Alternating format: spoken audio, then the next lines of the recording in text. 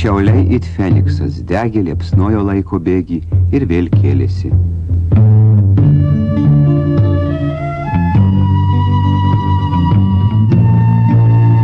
Tačiau niekada miestas per daug negarsėjo patrauklumu.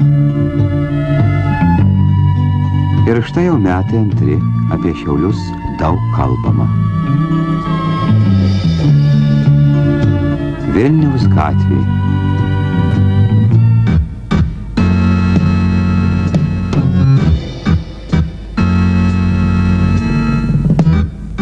Nuo miesto laikrodžio bevažiuosi tik į vieną pusę, kita pusė uždaryta, suformuotas pėsčiųjų takas, poilsio ir prekybos zona.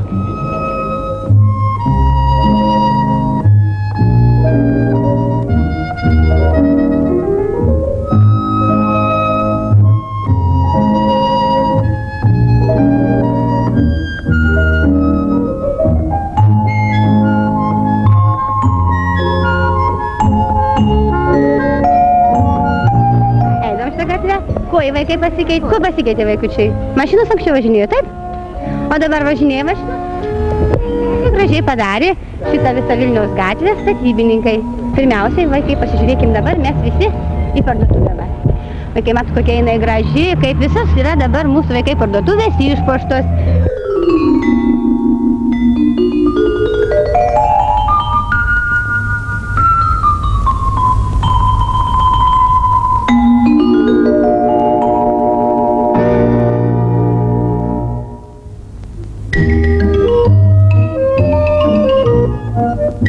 Kalba miesto vyriausiasis dailininkas Vilius Puronas. Ir jeigu, pavyzdžiui, mes tarp medžių bandytumėm komponuoti turinius vienos ar kitos parduotuvės prekių simbolius. Pavyzdžiui, žuvis, tai reiškia taip 2,5 metrų su žvynais, reiškia žuvytė. Jeigu, reiškia, fotoprekės, galbūt fotoaparatas, jeigu, reiškia, duona, tai gal batonas tarp baronkų apsuktas. Jeigu knyga, tai galbūt irgi atversta knyga, iš kurios lašo vanduo. Ar kas nors, reiškia. O čia irgi noriu pasakyti, kad kiekvieną atveju, net ir tokią problemą sprendžiant, iškart susidurėm su eilę kitų problemų. Ir humoro problemą, ir įdomumo, ir patrauklumo, ir spalvos problemą, reiškia. Visas kompleksas, kurį reikia tikrai suvesti į vieną vietą ir tik tada pasiūlyti gamybai, tik tada, reiškia, bandyti kaip nors tą reikalą atlikti tam tikram profesionaliam lygiui.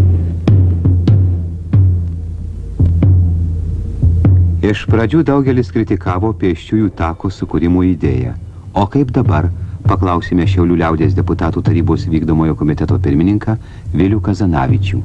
Kritikų dabar dar yra, tik jau dabar šiauliečių nebeliko kritikų, nes tie, kurie buvo liktai visi pritarė, na, iš kitų miestų tie kritikai, tai netaip jau baisu, kad kritikuoja.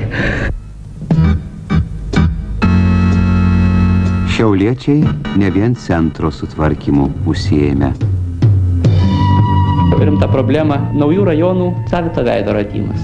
Vis tik tai unifikuoti paneliniai namai, mechaninis naujų rajonų užstatymas labai padaro panašius ne tik tai Šiaulių naujosius rajonus, bet ir Radviliškį, Vilniaus, ir Kauno, ir Panevėžio. Taip pat randa toks noras išskirti juos, padaryti juos taip pat savaimingus, gražius, kad taip pat būtų įdomu ne tik žmonėms gyvenantiems pačiame mieste didžiuotis, bet galima būtų ir svečius parodyti ir parodyti, kad mes trupučiuką skiriamės nuo kitų miestų. Noras būti savitu – gerų šeimininkų bruožas.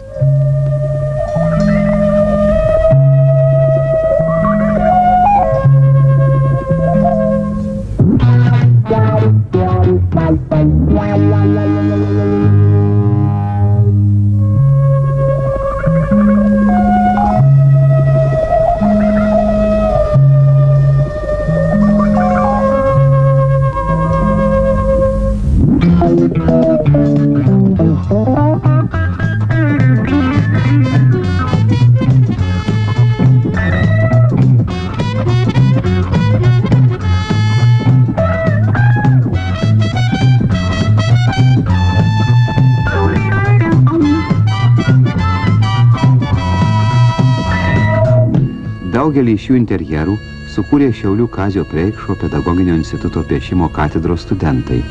Reiškia miesto ateitis kūrybingose rankose.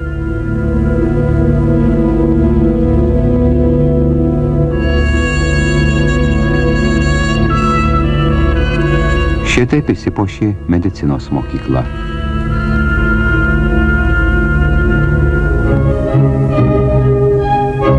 Medžioklės scenos niekur kitur, mėsos kombinato salėje.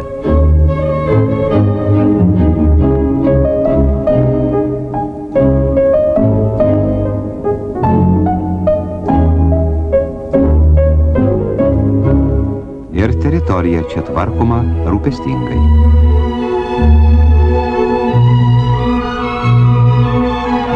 Kombinato direktorius Vincas Vileikis. Teritorija be abejo yra. Įėjus į teritoriją ir matai, kokia įmonė yra. Miesto kultūros skyriaus vedėja Bernardeta Markevičienė. Pirmiausia, šitie žmonės moka suderinti, vat kaip matot, ir iš teritorijos du tokius tikrai dalykus. Tai būtent poreikį grožiui ir, aišku, tiesioginiam savo darbui.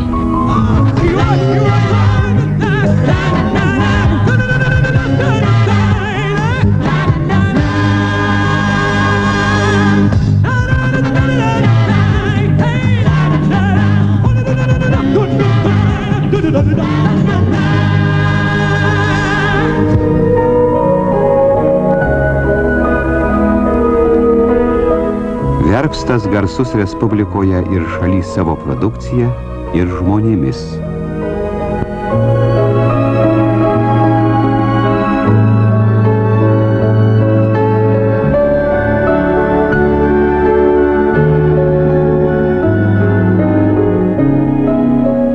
Šiaulių liaudės tarybos deputatai atėjo čia, kad drauge su darbininkais padūmotų apie miesto ateitį. Kad ir daug padaryta, bet problemų nestokojama. Ir šiauliečiai bendromis pastangomis stengiasi jas įveikti. Darbų iniciatorius partijos miesto komitetas, vadovaujamas pirmojo sekretoriaus Jono Lukausko.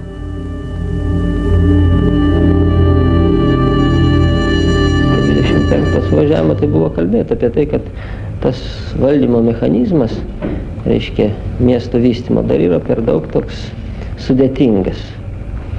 Ir tie pasiekimai, kurie jau yra dabar mieste, tai mums atrodo, kad yra geras eksperimentas, kaip toliau šitą klausimą vystyti.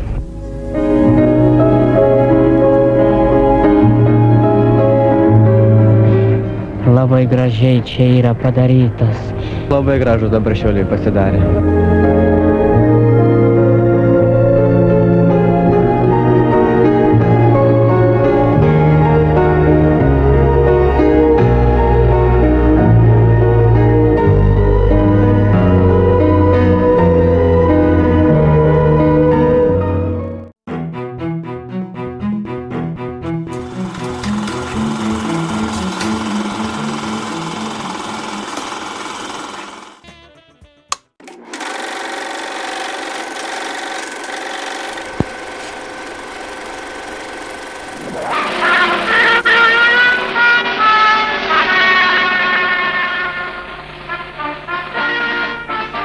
Горят огни родного Шауляя, спешат куда-то поездарные свои, через года великий путь свершая, мы помним исторические дни. 4 сентября 1871 года в составе Либавской железной дороги была открыта и вступила в постоянную эксплуатацию станция Шауляй. В город пришел первый поезд. Большой исторический путь прошла станция. 100 лет борьбы и труда. Поколения шауляйских железнодорожников, сменяя друг друга, становились на свою трудовую, ответственную вахту. На протяжении века, днем и ночью, в зной и непогоду, служили они своему Отечеству, своему народу. Вместе с городом прошла станция сквозь политические и военные бури. В годы становления советской власти, в годы Великой Отечественной войны и в период мирного строительства, и всегда железнодорожники были в первых рядах шауляйского пролетариата в борьбе против угнетателей, в первых рядах строителей коммунизма. Город начинается с вокзала. Говорят, это ворота города. 60 пассажирских и пригородных поездов ежесуточно прибывают и отправляются от платформ Шауляйского вокзала. Тысячи пассажиров ежедневно прибывают в наш город по железной дороге и отправляются отсюда во все концы Советского Союза.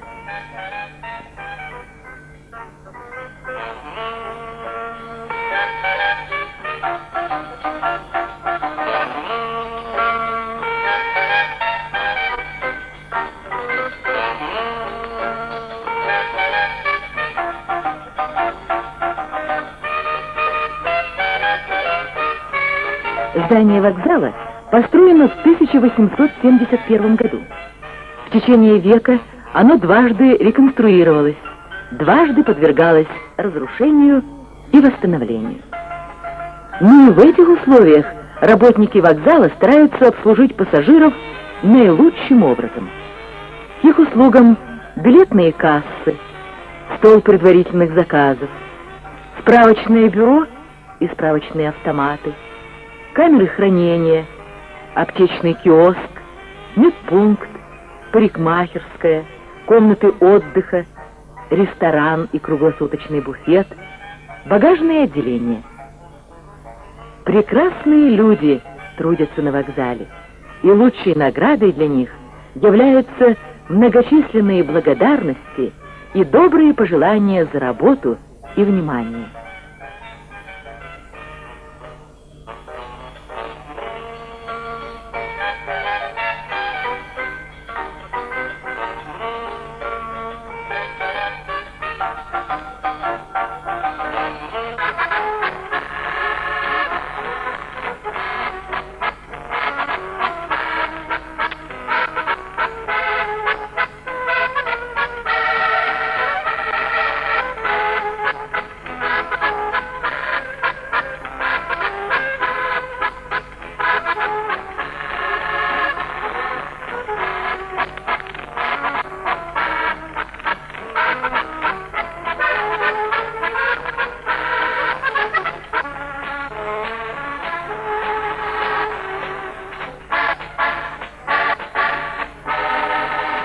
Посадка окончена, светофор открыт.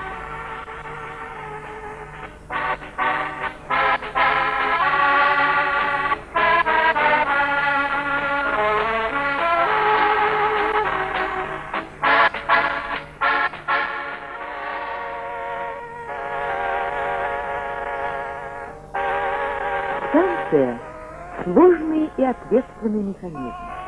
Его бесперебойную и четкую работу обеспечивают работники многих специальностей.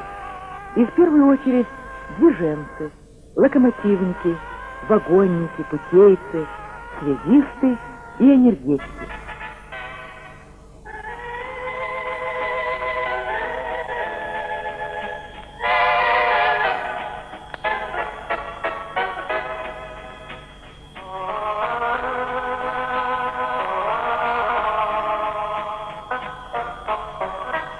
Безопасность движения прежде всего. Дистанционные устройства и механизмы должны четко обеспечивать безотказную работу большого механизма. Их исправность систематически контролируется обслуживающими работниками, и комиссия месячного осмотра проверяет пути, стрелки, устройства связи и СТБ.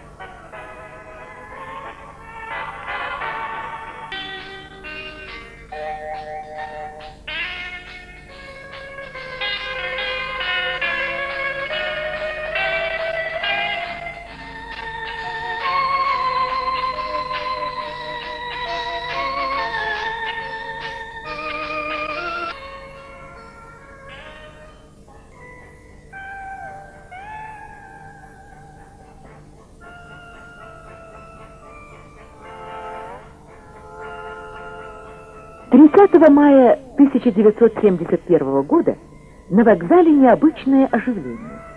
Здесь руководители городского комитета партии, городского исполнительного комитета, отделения железной дороги, работники узла и промышленных предприятий.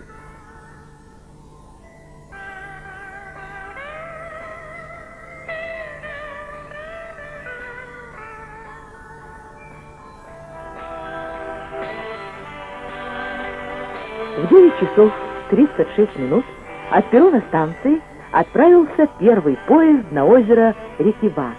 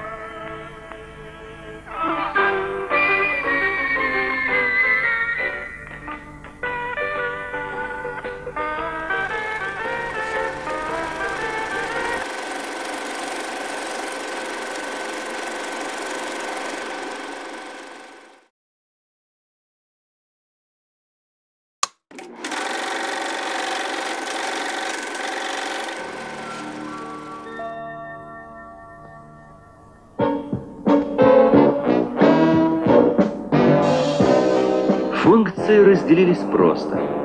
Щауляйское отделение Прибалтийской железной дороги выносило взыскание, Щауляйская дистанция электроснабжения их получала, но при этом ее работники строили. И построили немало, своими силами, хозяйственным способом. Достаточно взглянуть на гаражи и здания мастерских, зайти в обеденный перерыв в столовую, увидеть дома для работников и их семей. В 1989 году все будут обеспечены отдельными квартирами. А начиналось все 35 лет назад, когда во главе дистанции стал Борис Иванович Ледвиг. Говорят, за все хорошее тобой сделанное надо расплачиваться. Он и расплачивался. За этот оздоровительный комплекс, не предусмотренный никакими планами и сметами, он получил взыскание. Не первое и не последнее. Требовать от людей работы у нас умеют, а заботиться о них так и не научились. Все экономят за их счет, по принципу «много ли человеку надо?». Но ведь не одной работой жив человек. Ему нужен заполненный досуг, контакт с природой, удобное и просторное жилье. Требует он и по праву, чтобы интерьеры и постройки радовали глаз красками, формой, отделкой. А разве детям нужно меньше заботы? Глупо рассчитывать, что без внимания к себе и своим нуждам человек будет хорошо трудиться. На словах это признают, но из слов в сауну не выстроишь. А попробуйте выбить на нее деньги и материалы. Вот и приходилось выкручиваться правдами и неправдами, расплачиваясь выговорами, инфарктами.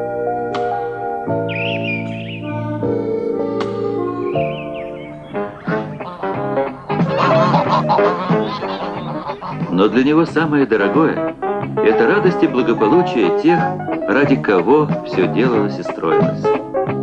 Пришло признание, поощрение, награды. Он дважды почетный железнодорожник.